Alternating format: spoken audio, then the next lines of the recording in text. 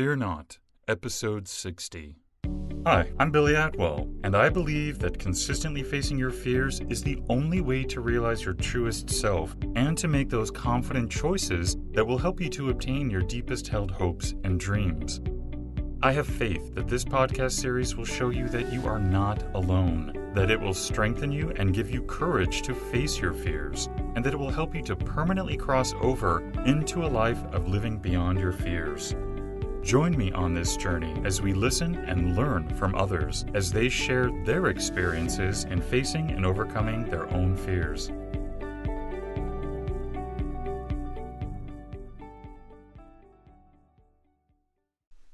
Hello, everybody. Today, you and I are going to be joined by Bethany Meloche. Welcome, Bethany. How are you today? I am wonderful. Thank you, Billy. How are you today? Yeah, I'm doing quite well, thank you. Are you ready to fear not today? I am so ready. When Bethany was 12, she discovered the reason her grandmother wears leg braces, and it had something to do with how Bethany herself had started tripping, falling, and losing her grasp on objects. The cause? Charcot-Marie tooth, an inherited genetic disease. Her recently published memoir, How Should a Body Be?, is a result of that and a coming-of-age story about growing up in Michigan, falling in love, and learning to live with that progressive degenerative disease. Bethany, can you take a few moments to fill in the gaps and maybe also give us a little bit brief glimpse of your personal life? Absolutely. Well, I was raised in Michigan, but I am currently living in London with my husband of just a little over a year, and his name is Josh. And I'm working remotely for the Charcot-Marie Tooth Association as their director of social media. And as you just mentioned, Charcot-Marie tooth, or CMT, is the disease that I have and that runs in my family and that I wrote about in my book. I've also regularly spoken at conferences and patient groups with the CMT Association, especially focusing on the challenges of living with a progressive disease. And a huge topic that I frequently address and that comes up is facing our fears, of which I have many and never seem to run out of. And when you have a disease like mine, you also tend to acquire a special set of fears that are maybe simpler than most. For example, as I'm talking to you now, I'm in someone else's office space and I'm looking at the door knob and I'm wondering if I'm going to be able to open this doorknob when this podcast finishes because of the weakness in my hands. So in my world and the world that I'm living in with CMT, I find that my fears and reality are regularly overlapping. So why don't we go ahead and get started by having you start with one of the biggest fears that you've had to face, and then maybe help us to understand how you face your fears. Absolutely. Well, interestingly enough, I was actually asked to write an answer to this question in a writing class when I was attending college in California. And the teacher told us to write about something that terrified us.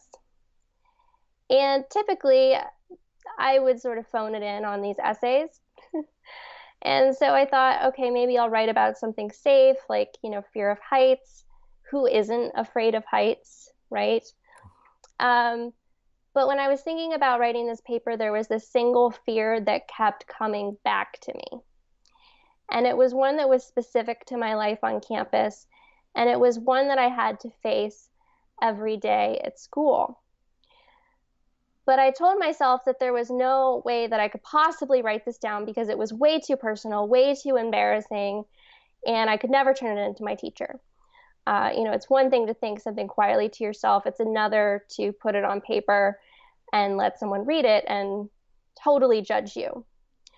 But I don't know if you've ever experienced this before, Billy. It felt like the secret of mine was begging to be told to someone. So I wrote it down and I tried to sleep. And the next morning I carried that little paper into class, reassuring myself, I'll just turn it into the teacher. Hopefully she won't even read it and it's never going to go any farther than her desk. So I sit down with my classmates and the teacher announces, today, for the first time, you will be reading your papers aloud to the class. And Billy, I felt like I could have died right then and there. And meanwhile, I'm looking for any escape route. The first two students go up and they read their papers, of course, about their fear of heights, which was clearly the safe choice. And meanwhile, I am deep in the fear. My heart is pounding. I'm breaking out into those hot sweats. I've got the fight or flight response kicking in big time. And she calls me up, Bethany, it's your turn. And I will myself up to the front of the class and I read. The thing that scares me like no other is something that I have to do every day. It's something that I had to do just to get to class today.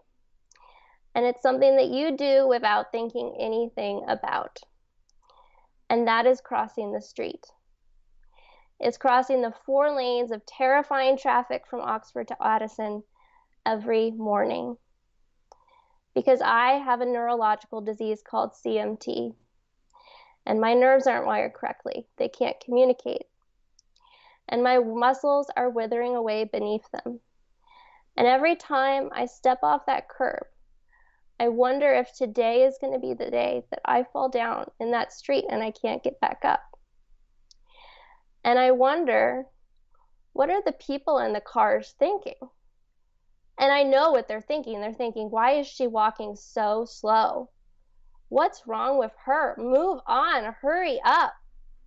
And every time, I wonder if today is going to be the day that I step off that curb and I fall down in that street and I can't get back up. And when I finished my paper, there was complete silence in the room.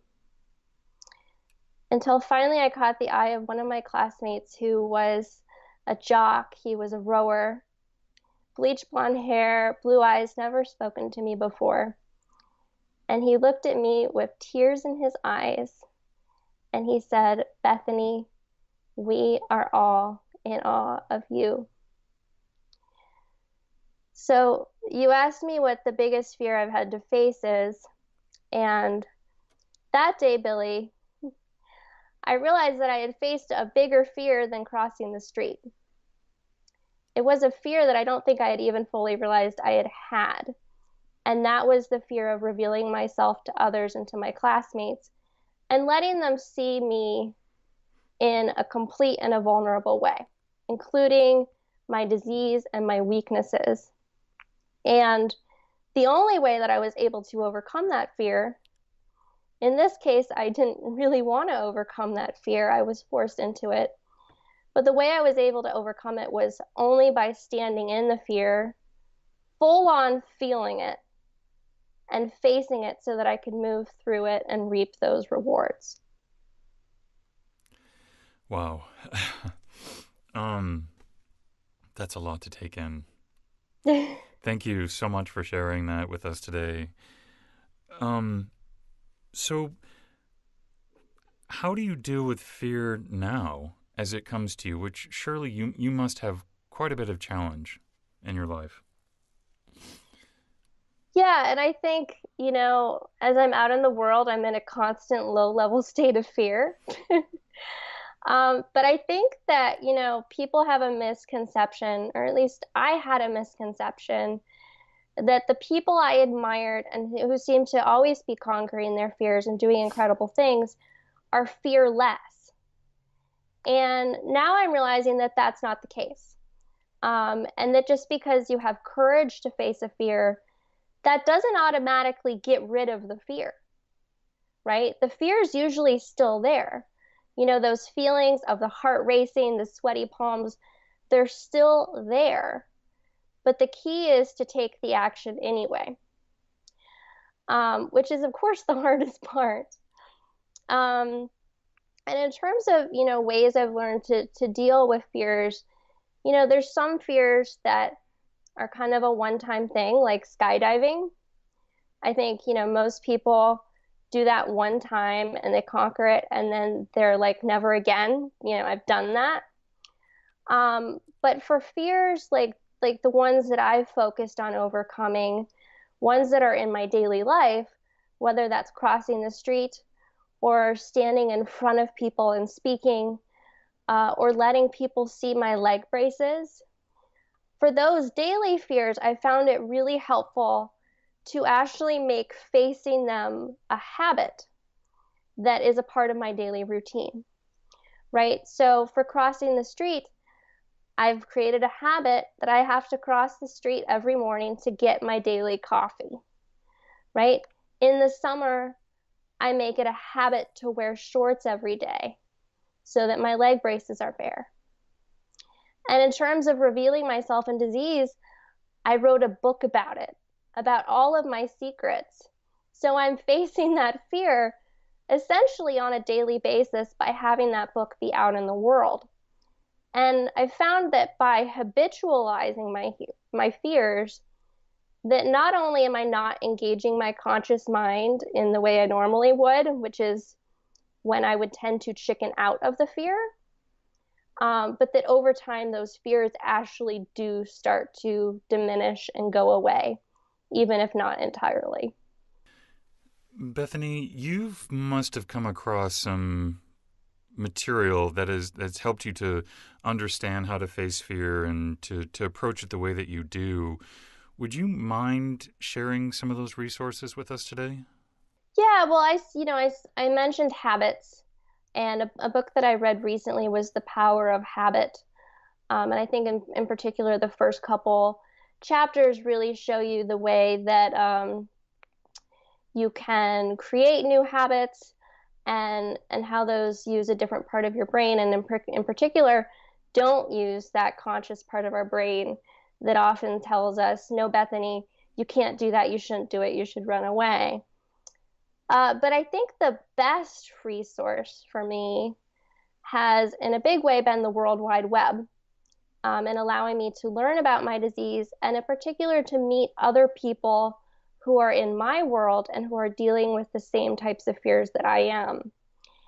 And in my work with the CMT Association, I've been able to surround myself with phenomenal people who are not only doing good work in the world, but who aren't letting their disease stop them, which had been my fear.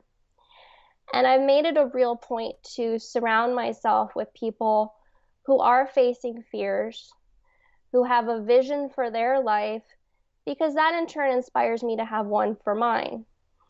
And I think ultimately the most important thing for anyone who wants to conquer fears, who wants to grow, is finding that vision for your life and the person that you want to be, so you'll be motivated to have courage to face those fears. Are you ready for the speed round? I'm ready. What individual, whether they're fiction or real, has made the most impact on your life? I would have to say that it is both of my parents. And that's because both of my parents never set limits on anything that I could do. And that has had the greatest impact on me in not selling myself short in my goals in life. And if you could instantly change one thing in the world, what would you change? Better gene editing. And what's your biggest weakness? My peripheral nervous system. What's your biggest strength? My central nervous system. And if you could only have one book to read, what book would that be? I don't know, but it would be a long classic. And do you have a favorite sound? Oh, the sound of rain outside. And Bethany, if someone would like to connect with you, what's the best way for them to do that? They can find me at my website, which is BethanyMeloche.com, and Meloche is Meloche. And what parting advice would you like to leave with us today, Bethany? Well, I would say that you have to cross the streets in your life if you ever want to find out what's on the other side. Well put. And I want to let everyone know, too, that Bethany has generously donated a copy of her book, How Should a Body Be, to be given away. So if you would like an opportunity to win that book, visit the giveaways page at livingbeyondyourfears.com and submit your free entry form today. And remember, the competitions only last 7 days from now, so don't delay. Bethany, I want to thank you so much for sharing your story and sharing both your vulnerability and your courage today. I think it was great that you came on the show today. I really appreciate it. Thank you so much. It's been an absolute pleasure, and I love what you're doing with this podcast. I think it's such an important topic for all of us. Thank you for joining me today. And remember, you cannot achieve everything, but you do have the God-given ability to achieve anything. So stay focused, out of fear, and keep on keeping on. Until next time, be well and peaceful. For more information on today's episode and guest, or for resources that will assist you in overcoming your fears, visit livingbeyondyourfears.com. And don't forget to subscribe to this podcast, where 3 times a week we move to a life beyond our fears.